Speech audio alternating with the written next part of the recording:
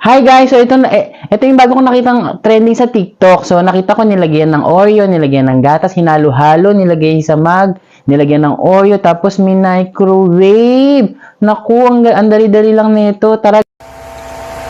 At ayun na nga guys, so yung napanood natin, susubukan natin gawin. So titingnan natin kung totoong kailangan lang ng Oreo cookies at saka ng gatas para doon sa mug pie na yun. So maghahanap tayo ngayon ng ingredients para doon. Tara!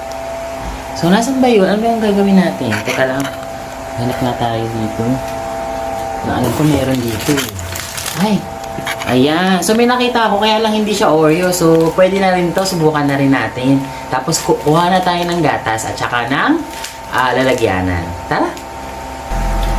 Hi guys! So, ito na nga. So, meron na akong nakuha na cookie. So, walang Oreo. Pero try din natin yun. Kasi parehas din naman yun. Tapos, ito meron tayo ditong gatas.